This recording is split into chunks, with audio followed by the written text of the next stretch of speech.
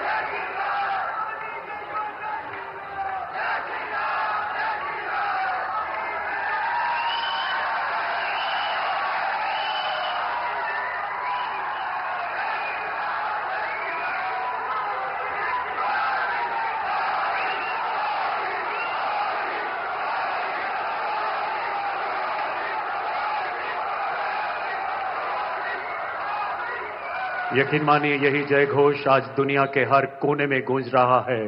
देवी और सज्जनों, बाबा साहब को अपना प्रेरणा स्रोत मानने वाले हमारे माननीय प्रधानमंत्री जी ने भारतीय संविधान के लोकतांत्रिक आदर्शों की ध्वजा को विश्व के पटल पर ऊंचा और ऊंचा किया है।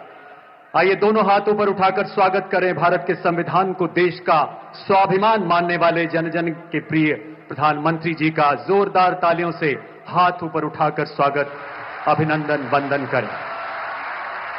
यमुनानगर की पावन धरती पर उमड़े देशभक्तों के इस जन सैलाब में हर कोई लालायित है नजदीक से अपने प्रधानमंत्री जी की एक झलक पाने के लिए।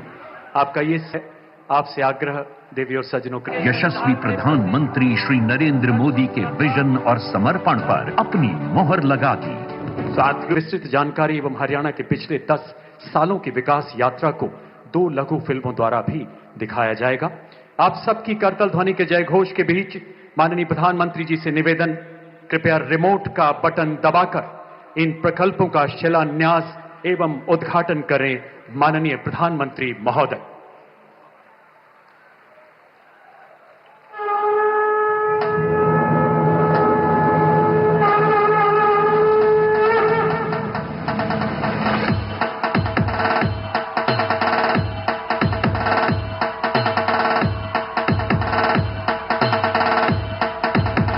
बहना मोदी की राम राम।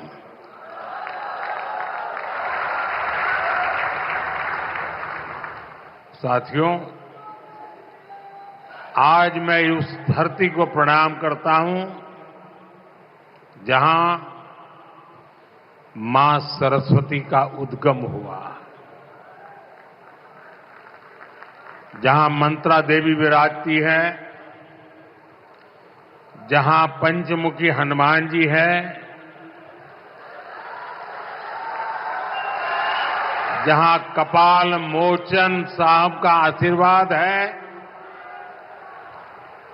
जहां संस्कृति, श्रद्धा और समर्पण की त्रिवेणी बहती है।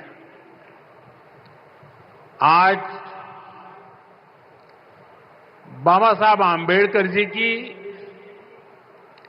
135वीं जयंती भी है। मैं सभी देशवासियों को अंबेडकर जयंती की बहुत बहुत शुभकामनाएं देता हूं। बाबा साहब का विजन, उनकी प्रेरणा निरंतर विकसित भारत की यात्रा में हमें दिशा दिखा रही है। साथियों, यमुनानगर सिर्फ एक शहर नहीं, ये भारत के औद्योगिक नक्शे का भी अहम हिस्सा है। प्लाईवुड से लेकर पीतल और स्टील तक ये पूरा क्षेत्र भारत की अर्थव्यवस्था को मजबूती देता है। कपाल मोचन मेला, ऋषि वेदव्यास की तपोभूमि और गुरु गोविंद सिंह जी की एक प्रकार से शस्त्र भूमि। साथियों, ये अपने आप में एक गरिमा बढ़ाने वाली बात है। और यमुनानगर के साथ तो जैसे अभी मनोहर लाल जी बता रहे थे, सैनी जी बता रहे थे, मेरी कई पुरानी यादें जुड़ी हुई हैं।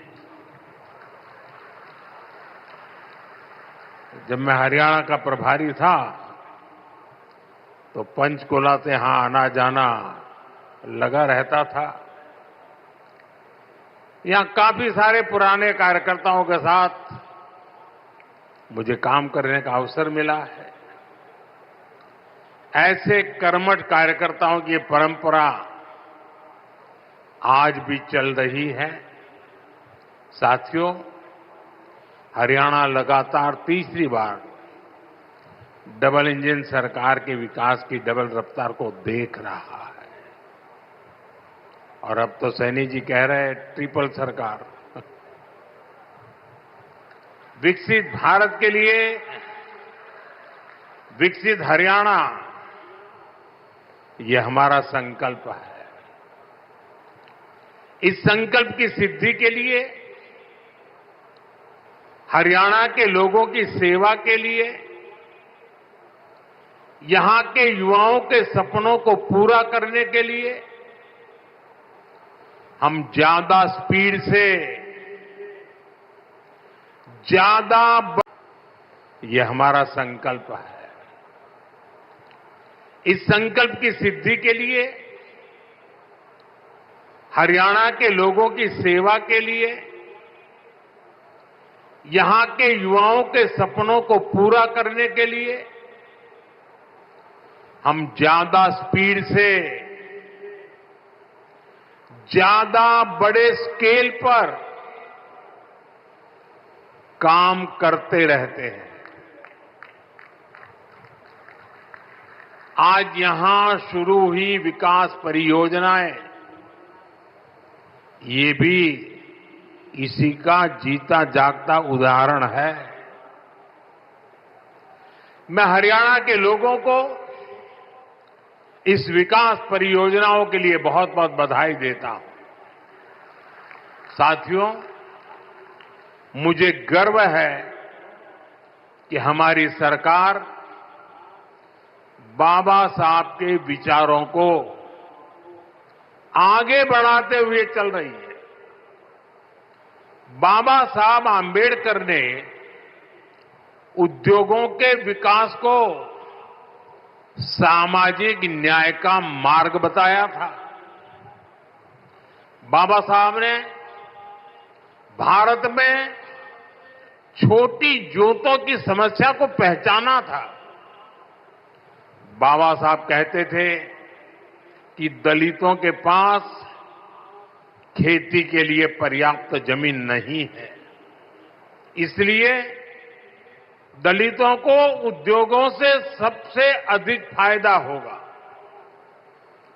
बाबा साहब का विजन था कि उद्योगों से दलितों को ज्यादा रोजगार मिलेंगे और उनका जीवन स्तर ऊपर उठेगा। भारत में औद्योगिकरण की दिशा में बाबा साहब ने देश के पहले उद्योग मंत्री डॉक्टर श्यामा प्रसाद मुखर्जी के साथ मिलकर काम किया था। साथियों, औद्योगिकरण और मैन्युफैक्चरिंग के इस तालमेल को दीनबंधु चौधरी छोटू राम जी ने भी गांव की समृद्धि का आधार माना था। वो कहते थे, गांवों में सच्ची समृद्धि तब आएगी जब किसान खेती के साथ साथ छोटे उद्योगों के माध्यम से भी अपनी आय बढ़ाएगा। गांव और किसान के लिए जीवन खपाने वाले चौधरी चरण सिंह जी की सोच भी इससे अलग नहीं थी। चौधरी साहब कहते थे, औद्योगिक विकास को कृषि का पूरक होना चाहिए। दोनों हमारी अर्थव्यवस्था के स्तंभ हैं। साथियों, मेक इन इंडिया के, आत्मनिर्भर भारत के मूल में भी यही भावना है, यही विचार है, यही प्रेरणा है।